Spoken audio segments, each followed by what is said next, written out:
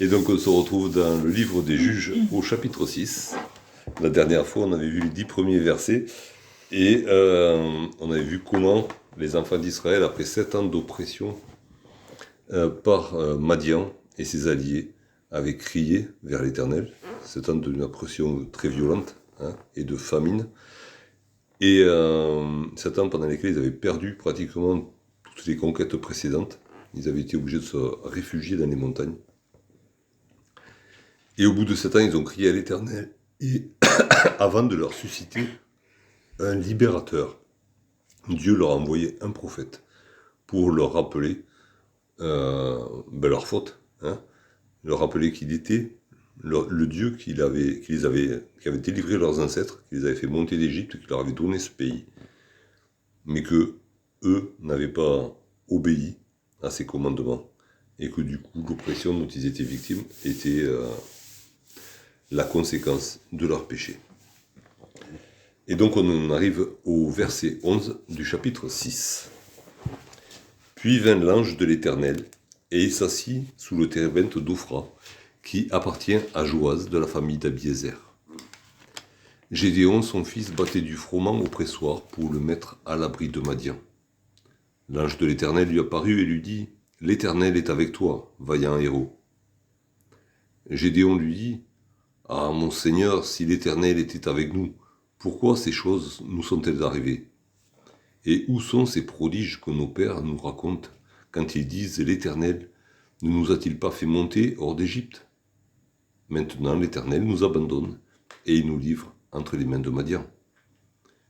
L'Éternel se tourna vers lui et dit : va avec cette force que tu as et délivre Israël de la main de Madian. N'est-ce pas moi qui t'envoie ? Gédéon lui dit : ah, mon Seigneur, avec quoi délivrerai-je Israël ? Voici ma famille est la plus pauvre à Manassé, et je suis le plus petit dans la maison de mon père. L'Éternel lui dit : mais je serai avec toi, et tu battras Madian comme un seul homme. Gédéon lui dit : si j'ai trouvé grâce à tes yeux, donne-moi un signe pour montrer que c'est toi qui me parles. Ne t'éloigne point d'ici jusqu'à ce que je revienne auprès de toi et que j'apporte mon offrande et que je la dépose devant toi. Et l'Éternel dit : je resterai jusqu'à ce que tu reviennes. Gédéon entra, prépara un chevreau et frit avec un épha de farine des pains sans levain. Il mit la chair dans un panier et le jus dans un pot, les lui apporta sous le térébinthe et les présenta. L'ange de l'Éternel lui dit : prends la chair et les pains sans levain, pose-les sur ce rocher et répands le jus. Et il fit ainsi. L'ange de l'Éternel avança à l'extrémité du bâton qu'il avait à la main et toucha la chair et les pains sans levain. Alors il s'éleva du rocher un feu qui consuma la chair et les pains sans levain. Et l'ange de l'Éternel disparut à ses yeux. Gédéon, voyant que c'était l'ange de l'Éternel, dit : malheur à moi, Seigneur éternel, car j'ai vu l'ange de l'Éternel face à face. Et l'Éternel lui dit : sois en paix, ne crains point, tu ne mourras pas. Gédéon bâtit là un autel à l'Éternel et lui donna pour nom l'Éternel paix. Et il existe encore aujourd'hui à Ophra, qui appartient à la famille d'Abiézer.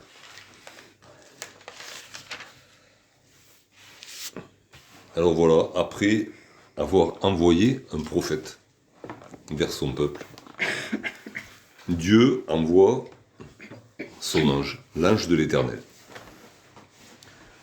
Alors je ne sais pas si on peut faire un parallèle, je me suis posé la question, vous y réfléchirez, on pourra peut-être en rediscuter, entre l'arrivée de cet ange de l'Éternel, précédé d'un prophète, avec l'arrivée de Jésus, précédé de Jean-Baptiste. J'ai pas lu de commentaires sur le sujet, j'ai pas pris le temps, je sais pas s'il y en a qui en ont fait. En tout cas, un prophète est venu de la part de l'Éternel, qui aurait dû préparer, peut-être le peuple, à recevoir l'ange et la libération. Qu'est-ce que ce prophète a pu avoir comme résultat dans le résultat de sa prédication parmi le peuple ? On n'en sait rien. En tout cas, chez Gédéon, il se passe des choses bizarres quand même par rapport à la prédication du prophète. En tout état de cause, l'ange de l'Éternel vient. Et l'ange de l'Éternel, on le sait dans l'Ancien Testament, c'est une manifestation de l'Éternel lui-même, c'est une manifestation de Jésus-Christ avant l'heure, avant son incarnation. Et il vient à la rencontre d'un certain Gédéon de la tribu de Manassé, qui est là et qui est en train de battre du froment, du blé, en cachette, hein, pour le soustraire au pillage des Madianites. Parce qu'il est écrit, il battait du froment au pressoir, le même mot veut dire aussi cuve. Hein.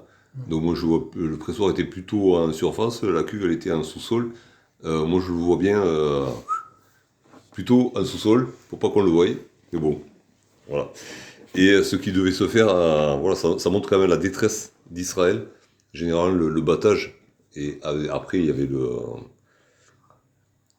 le vannage pour enlever la balle. Tout ça se passait en plein air, hein, c'était l'occasion de fête. Et là, on fait ce qu'on peut, comme on peut, là où on peut, et on essaye de survivre. Hein, voilà. Ce qui était auparavant une fête est devenu juste une question de survie. C'est surtout aussi que le vent faisait partie aussi du battage pour enlever les impuretés, et que là, du coup, il devait galérer pour enlever les impuretés. Ou alors il était bien complet. Oui, voilà, il était bien complet, ou alors il le ventait la nuit. Oui. Il le ventait la nuit, c'est faisable aussi, mais généralement la nuit il y a moins de vent que dans la journée, et du coup c'est quand même plus pénible. Voilà, enfin tout état de cause, ils étaient mal. Et donc l'ange de l'Éternel vient à la rencontre de Gédéon, et au verset 12, voilà, l'ange de l'Éternel lui apparut. Et c'est intéressant parce que ce verbe lui apparut, ça veut dire qu'il est devenu visible. Hein, ce qui me souligne bien l'ange de l'Éternel, même si c'est plus tard, on le retrouve sous les traits de Jésus-Christ incarné, mais il n'était pas incarné, il était esprit. Et il devient visible pour Gédéon. Et il salue Gédéon, hein, d'une manière surprenante. L'Éternel est avec toi, vaillant héros. Forcément, ça suscite la surprise de Gédéon. Hein. Et nous, on est plutôt surpris par le côté vaillant héros, hein, qui aurait nommé Gédéon vaillant héros. Sachant que, comme il dit plus tard, c'est le plus petit dans la maison de son père. Il n'est pas question qu'il soit encore marié, donc il était probablement jeune, quoi. Et puis, il n'y avait pas de héros à ce moment-là en Israël, quoi. Il subissait. Il n'y avait pas un héros qui s'était levé pour contrer les Madianites. Ou alors, s'il y en avait un qui s'était levé, il avait été vite mis au pas, ou au pli, selon le cas. Et voilà. Et du coup, cette salutation le surprend, et ça nous en rappelle une autre de salutation, c'est celle qu'a reçue Marie, elle aussi, dans l'évangile de Luc au chapitre 1er. Et la réaction de Marie aussi, qui a été toute surprise.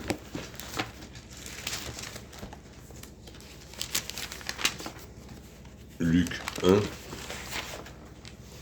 au verset 28.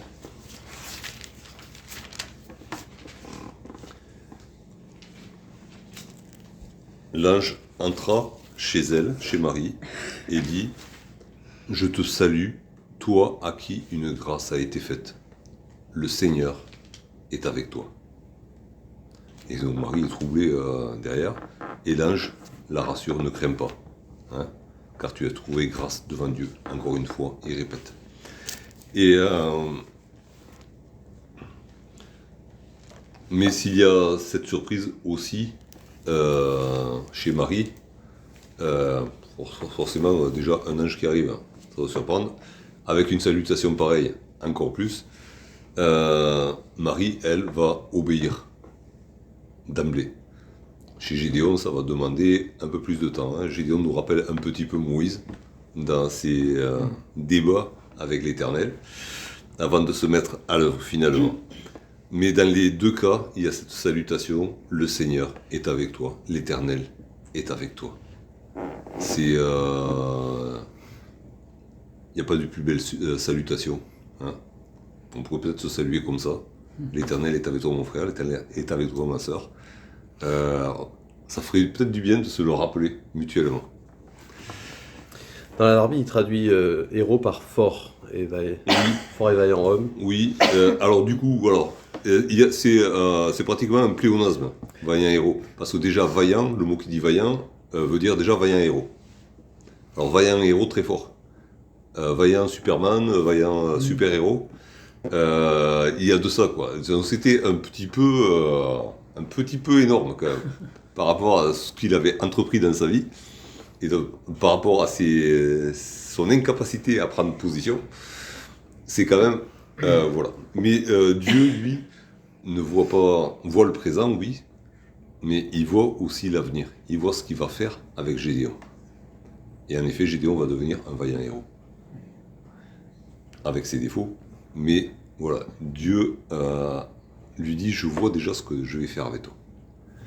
C'est un petit peu comme avec Paul. Il dit à l'honnête, tu lui diras tout ce qu'il va souffrir à cause de moi, quoi. Dieu lui a déjà donné le programme à Paul. Mais voilà, il a montré de quelle manière il allait rendre témoignage. Et là, voilà, Dieu, c'est toujours le même. Hein. Et du coup, il voit en Gédéon celui que Gédéon va devenir.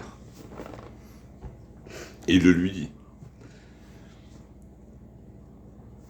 Mais Gédéon, alors je sais pas pourquoi il n'est pas choqué par la vaillant héros. Nous, ça nous choque parce que voilà, parce qu'on est peut-être jaloux, hein. Mais ce qui retient son attention, c'est la salutation de l'Éternel est avec toi. Et c'est là-dessus qu'il réplique.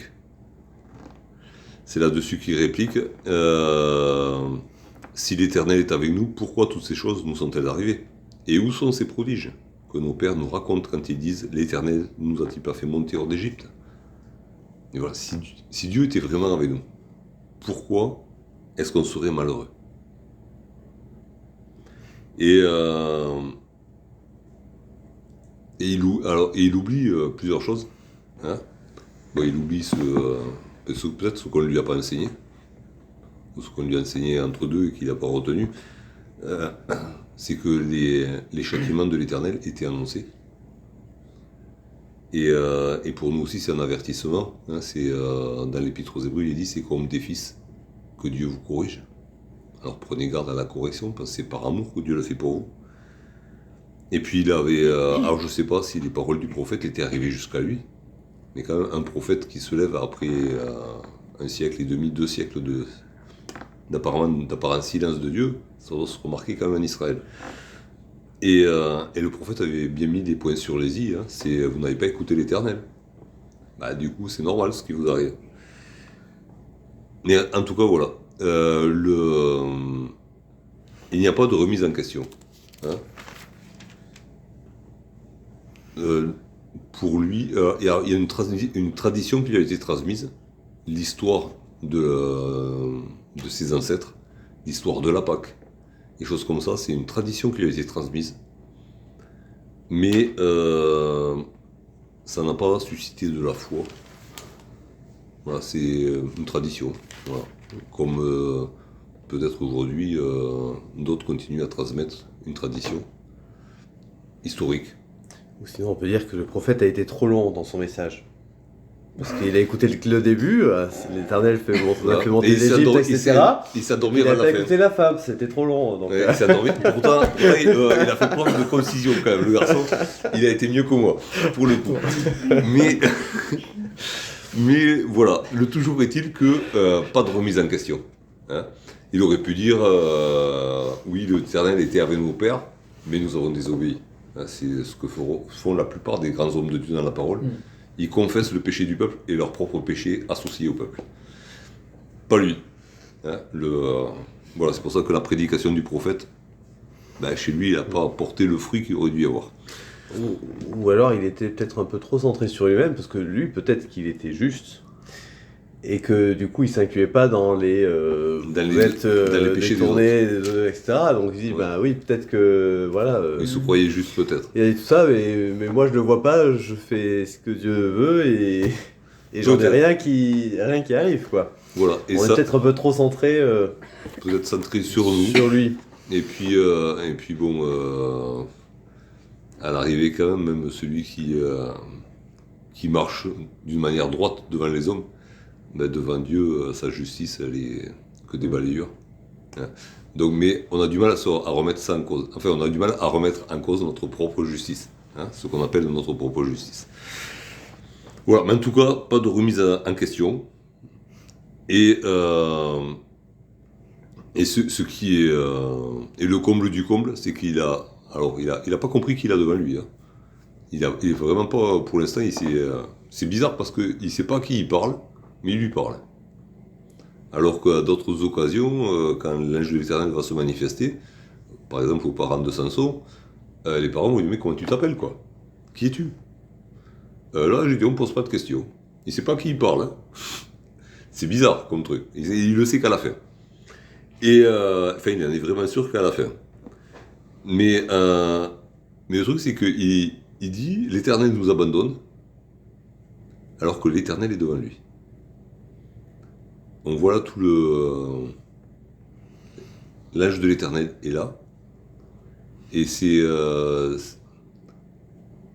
et Jésus, quand il est venu, il a été rejeté par les siens. Et il y a ce côté-là où il n'est pas conscient de qui il a devant lui, et par contre il se plaint. Il se plaint, l'Éternel nous abandonne. Enfin, c'est une constatation, mais c'est un fatalisme. Ouais, voilà. Mais il a abandonné et nous a livrés, c'est bon, quoi, c'est fini. Mais c'est un comble quand même. C'est un comble de dire ça à celui justement qui est présent et qui vient au secours. Alors à nous aussi, c'est une leçon qui est pour nous aussi, à nous d'ouvrir les yeux. Hein. L'Éternel est avec nous, il a promis. Jésus a dit, je suis avec vous tous les jours jusqu'à la fin du monde. Alors oui, on peut avoir des fois cette sensation, cette impression que il nous a oubliés. Pourquoi ces malheurs? Pourquoi moi? Mais n'arrivons pas jusqu'à dire il nous a abandonnés. On n'a pas le droit de le dire. Hein, il a promis, il a accompli sa promesse. Après, les événements sont ce qu'ils sont. Notre ressenti est ce qu'il est. Notre douleur est ce qu'elle est. Mais l'Éternel n'abandonne pas. Personne. Il peut pas. C'est pas dans sa nature, il est fidèle. Donc quelqu'un de fidèle ne peut pas être infidèle. C'est sa nature d'être fidèle. Mais c'est ce que reçoit l'ange de l'Éternel en pleine figure quand même. Tu nous abandonnes. Alors qu'il est là pour porter secours. Et l'Éternel se tourna vers lui et dit. L'Éternel se tourna vers lui. Ce verbe tourner, il a double sens, et dans la Darby, c'est marqué, le regarda.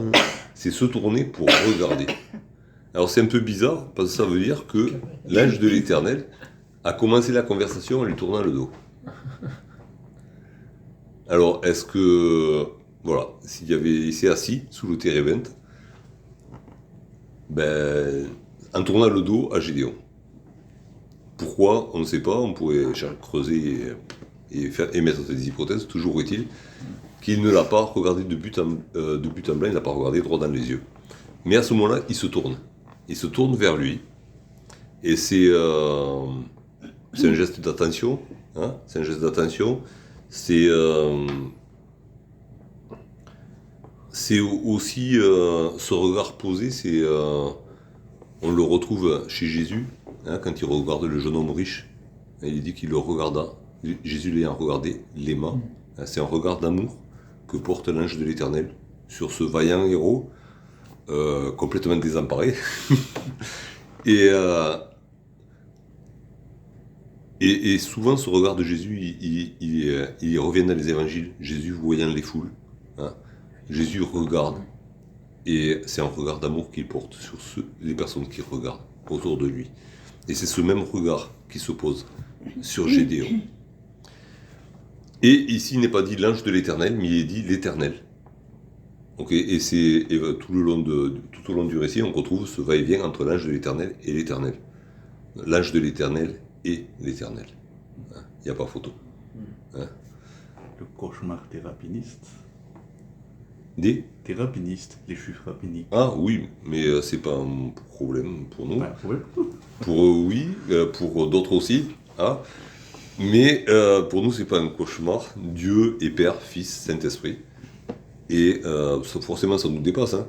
C'est pas qu'on a tout saisi, mais voilà, l'âge de l'Éternel. Et l'Éternel se tourne vers Gédéon. Et lui dit, va avec cette force que tu as et délivre Israël de la main de Madian. N'est-ce pas moi qui t'envoie? Et là, on retrouve cette affirmation par la négative qu'on avait retrouvée dans la bouche de Déborah. L'Éternel n'a-t-il pas dit, va, quand elle parlait à Barak, hein. Donc c'est une manière d'appuyer le message, hein, par une négation apparente, hein, mais pour bien mettre l'accent sur le fait que c'est l'Éternel qui t'envoie. Hein. Alors, et là, il ne parle pas de lui à la troisième personne, il dit « c'est moi qui t'envoie ». Et encore une fois, il n'y a pas de questionnement de Gédéon. C'est moi qui t'envoie, mais qui es-tu toi, hein? Quel est ton nom? Moïse avait posé la question devant le buisson ardent, les parents de Samson posent la question, lui pose pas la question. C'est bizarre. J'arrive pas à comprendre. Mais l'Éternel lui dit, va avec cette force que tu as et délivre Israël de Madian. Cette force que tu as, c'est quoi? Ben, c'est l'Éternel est avec toi. C'est ça la force. Hein, il lui répète plus loin. La force, c'est l'Éternel est avec toi.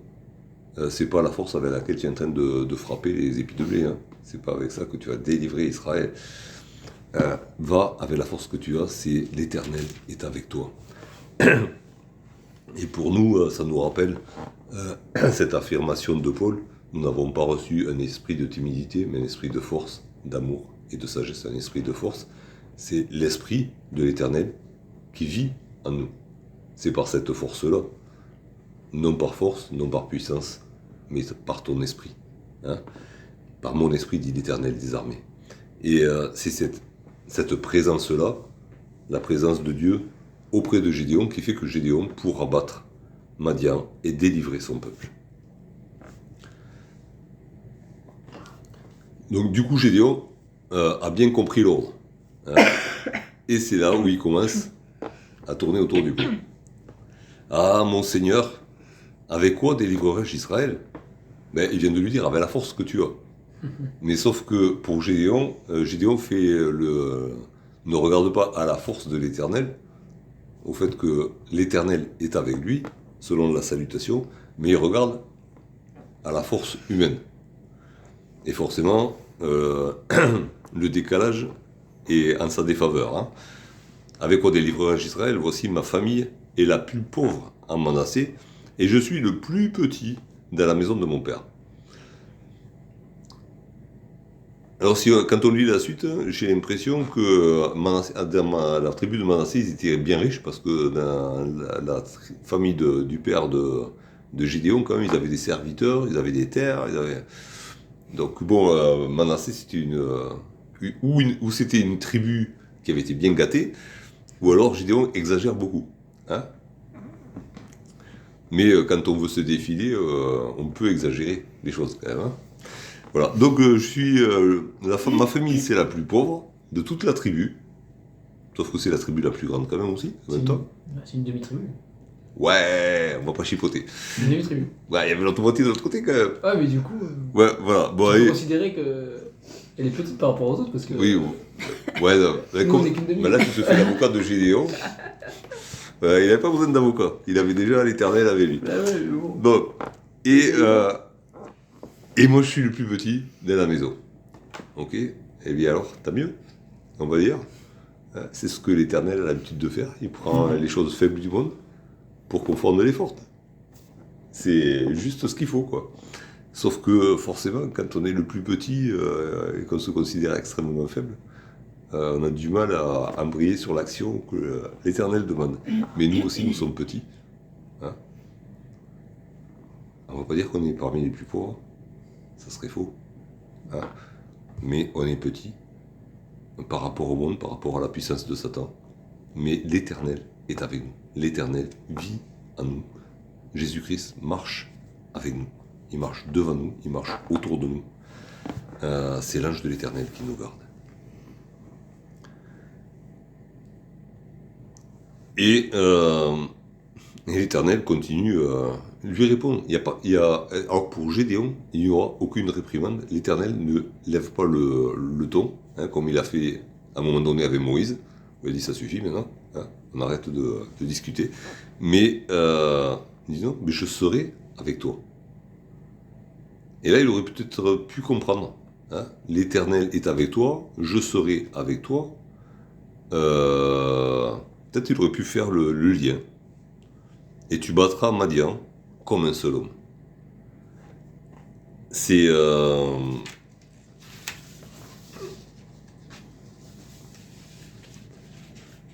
un petit peu comme si l'Éternel lui disait, les Madianites, ils sont, 1 million. Il y a 1 et 6 zéros derrière. Mais moi, j'efface tous les zéros. Je m'occupe de tous les zéros. Je les efface et tu te retrouves à 1 contre 1. Ça te va? Tu les battras comme un seul homme. C'est ce que je vais faire pour toi. Avec toi. Et du coup, alors là, on a... Pour moi, c'est encore plus obscur ce qui se passe dans la tête de Gédéon. Si j'ai trouvé grâce à tes yeux, donne-moi un signe pour montrer que c'est toi qui me parles. Ben, ça fait un petit moment qu'il est en train de discuter avec quelqu'un. Et puis il lui demande, est-ce que c'est bien toi qui me parles? Est-ce que j'ai... Alors du coup, Gédéon croirait que peut-être il a l'impression d'avoir des hallucinations. Est-ce que c'est toi qui prétends être avec moi dans le combat qui me parle vraiment? C'est bizarre, tout ça. Donc moi, j'arrive pas à comprendre comment il a pu discuter tout ce temps-là avec quelqu'un sans savoir qui était cette personne. Il est en train de réaliser que c'est peut-être l'Éternel, mais il a quand même un gros doute. Voilà, peut-être aussi. Ouais, je pense ça. Mais du coup, j'arrive pas à... C'est là où je bug encore plus au verset 18. C'est, ne t'éloigne pas, je vais te préparer une offrande.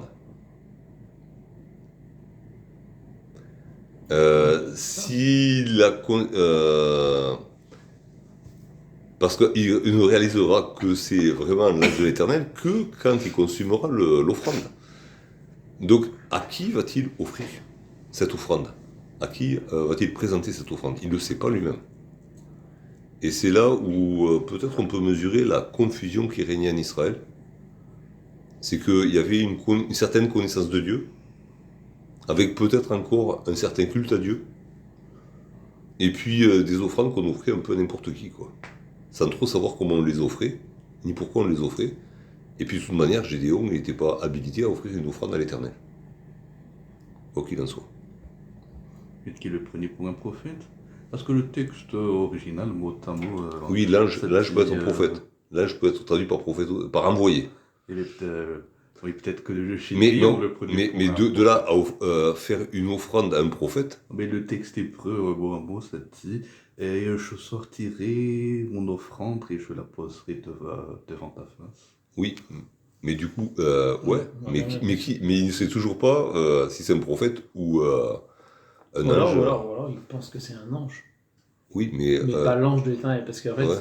parce qu'au verset 22, quand il s'en rend compte, il dit j'ai vu l'ange de l'Éternel. Oui, voilà, mais c'est pas... Ça se trouve, il pense que c'est peut-être juste un ange.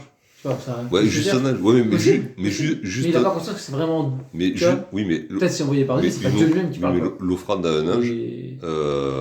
Non, mais après, justement, c'est quand. Oui, mais en même temps, c'est comme dans l'Apocalypse quand il cherche à se mettre à genoux, à se prosterner devant l'ange, et il dit non, surtout pas. Voilà. C'est la tendance humaine de. On voit quelque chose de céleste. Bah, après, il veut peut-être offrir une offrande à l'Éternel. Dans tous les cas. Il le dit pas. Non, mais je veux dire, peut-être qu'il dit reste là et je vais offrir une offrande à l'Éternel. Et c'est quand il voit qu'il monte. Je t'apporte mon offrande. Oui. Je te l'apporte. Je n'apporte pas mon offrande à l'Éternel. Il ne dit pas j'apporte mon offrande à l'Éternel. Non, mais peut-être, je sais pas. Je sais pas. Bon, Ouais, on va pas. j'imagine, C'est quand même très flou quand même. Hein. Parce qu'en fait, c'est quand. Peut-être qu'il apporte son offrande, mais pas forcément pour l'offrir à lui, mais à l'Éternel. Oui, mais il dit je le dépose c'est devant confus, toi c'est quand même. confus. Oui, C'est non, c'est très confus. C'est confus. très, Ah, c'est très confus. C'est confus. Et ça C'est montre, confus, franchement, et c'est je pense confus. que ça reflète la confusion qui règne en Israël. Ça, c'est sûr, probablement. Voilà. Et Gédéon, en tout cas, lui-même, Il sait pas où il il est va. un peu confus, quoi. Il est dans le brouillard. c'est Il sûr. est dans le brouillard Bon, en même total. temps, il y a un gars qui débarque comme ça qui lui dit ça, bon, Oui, confusion un petit peu quand même, quoi. mais si tu veux, Il sait pas qui c'est, il y en a qui ont réagi autrement quand même. Ah oui, on est d'accord. Voilà. Lui non, il est dans ce machin-là. C'est C'est reproduire aussi. c'est bizarre. Gédéon, quoi. Ouais. Voilà, c'est du bizarre. Mais voilà, il a conscience quand même de la supériorité de cet être qui lui parle. Et il va lui préparer une offrande. Alors, un chevreau, des pains sans levain. Ouais, ça rappelle vaguement les sacrifices qui devaient se faire. Sauf que lui n'était pas habilité à le faire, mais bon, voilà, il y va. Après, bon, chacun faisait ce qui lui semblait bon à l'époque. Hein. Donc du coup, pourquoi pas. Il y en a d'autres qui devaient le faire dans leur coin, en disant qu'ils rendaient culte à l'Éternel. Bon, pas selon les règles que l'Éternel avait posées, mais voilà.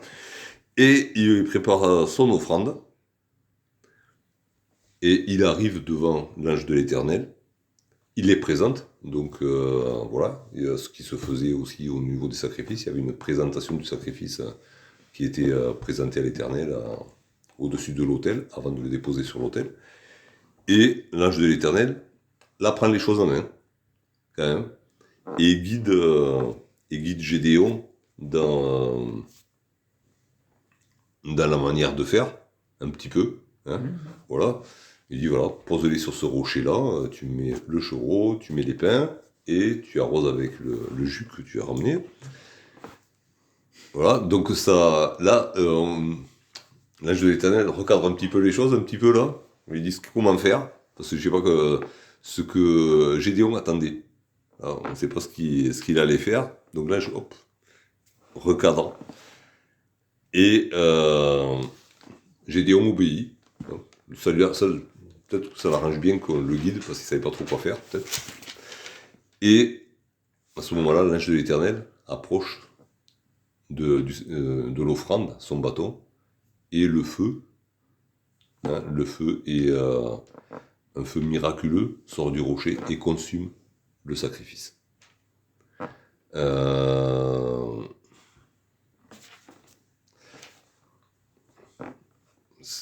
C'est une chose qui arrivera aussi quand Élie offrira le sacrifice. Hein, mais là, c'était un défi.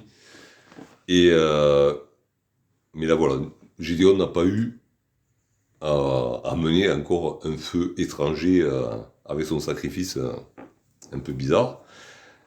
C'est l'ange de l'Éternel qui donne le signe.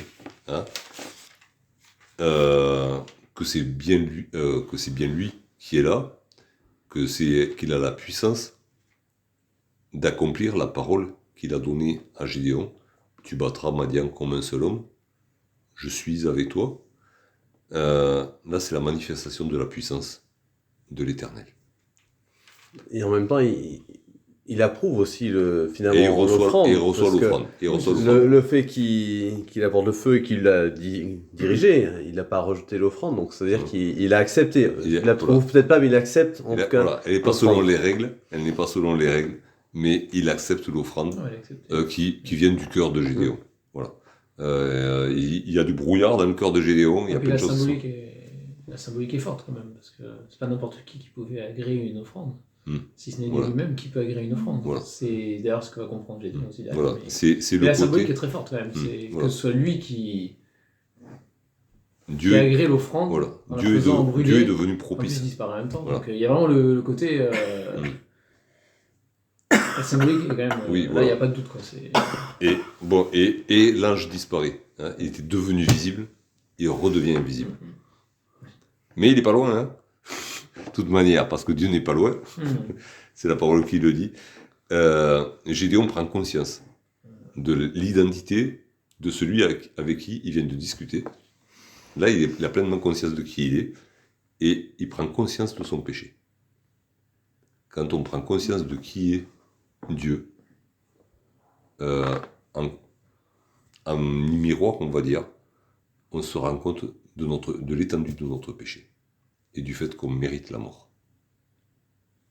Et Gédéon a cette prise de conscience à ce moment-là. Et il le verbalise directement. Il s'adresse à Dieu directement. Et Dieu lui répond. Alors on ne sait pas comment Dieu lui répond. Il ne le voit plus. Hein. L'ange de l'Éternel n'est plus visible.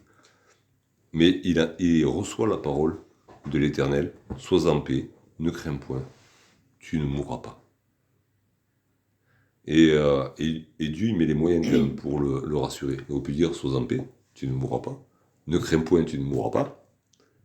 Mais il a mis une couche épaisse, quoi. Sois en paix, ne crains point, tu ne mourras pas. Hein? Dieu rassure, et du coup, s'il met autant de mots pour rassurer Gédéon, c'est qu'il a vu l'affolement de Gédéon. Là, c'était vraiment une prise de conscience sincère de la sainteté de Dieu, de la grandeur de Dieu, de la puissance de Dieu, et de sa petitesse à lui, de son péché à lui. Il n'y a pas photo. Il y a des fois où on a des doutes sur certaines repentances. Là, Dieu qui voit dans le cœur n'a eu aucun doute sur les sentiments de Gédéon. Ouais, il a accepté son offrande, mais il a aussi reçu cette peur, cette crainte justifiée, hein, du pécheur devant le Dieu juste.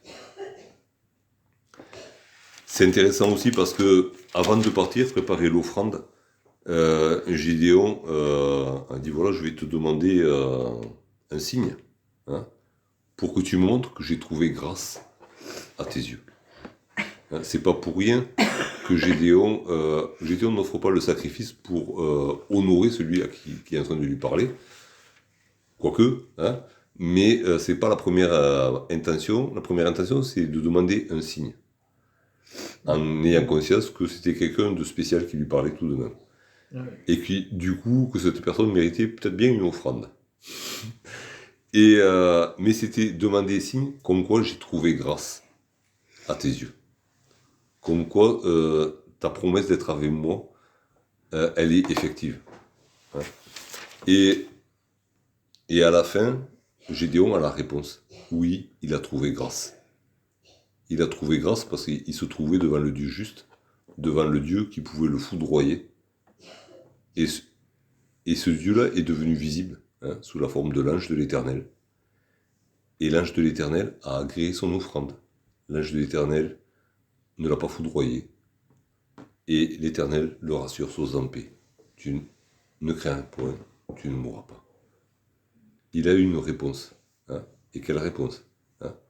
Non seulement son offrande a été agréée, et de belle manière, mais en plus l'Éternel le rassure directement. Sois en paix, ne crains point, tu ne mourras pas. Et Gédéon, à ce moment-là, fait ce qu'ont fait tous les hommes de Dieu qui ont pris conscience de la présence de Dieu à leur côté. Hein, comme avait fait Jacob quand il fuyait, comme a fait Isaac, comme a fait aussi Abraham. Il a bâti un autel. C'est peut-être ce qui manquait quand il est parti à préparer l'offrande. C'est pour ça que l'ange de l'Éternel a dit pose-la sur le rocher là, parce qu'il avait oublié de construire l'autel, quoi. Mais à ce moment-là, il retrouve les vieux réflexes des serviteurs de Dieu de l'Ancienne Alliance. Il bâtit un autel. Et il lui donne un nom. Hein, de la même manière que Abraham, Isaac et Jacob, chaque fois qu'ils ont bâti un autel, ils ont donné un nom en souvenir de ce que l'Éternel avait fait pour eux. Mais il bâtit l'autel et il l'appelle l'Éternel paix. Adonai Shalom. Et oui, il a reçu la paix de Dieu. Il avait le sentiment que Dieu avait abandonné son peuple. Et Dieu lui a dit, je suis avec toi. Et parce que je suis avec toi, que je suis à tes côtés, tu vas délivrer mon peuple. Il était dans la crainte des Madianites. Il a redécouvert la crainte de Dieu. Mais du coup, il a reçu la paix de Dieu. Et du coup, il construit cet hôtel comme un mémorial. Et nous aussi, l'ange de l'Éternel nous a laissé un mémorial pour nous, qu'on se souvienne qu'il est notre paix, qu'il a fait la paix entre le Père et nous, lui qui est le médiateur de la nouvelle alliance. Et on a cette promesse, le Dieu de paix. Il y a plusieurs promesses comme ça, plusieurs versets qui nous disent le Dieu de paix sera avec vous, le Dieu de paix va écraser Satan sous vos pieds. Le Dieu de paix va vous communiquer sa paix. Et alors oui, on peut se retrouver dans des situations comme celle de Gédéon, par notre faute, par la faute d'autres, parce que le peuple de Dieu s'éloigne de l'Éternel. On peut se retrouver dans le malheur, alors ou pas par notre faute, hein, comme il est arrivé à Job. Mais il y a... Gardons dans notre cœur que l'Éternel ne nous abandonne pas. L'Éternel est avec nous. C'est un des noms de Jésus, Emmanuel, l'Éternel avec nous. Et c'est la promesse de Jésus avant de partir. Je suis avec vous tous les jours jusqu'à la fin du monde. Et que cette pensée garde nos cœurs dans la paix de Dieu. Et c'est dans la paix de Dieu qu'on pourra continuer le combat et gagner le combat.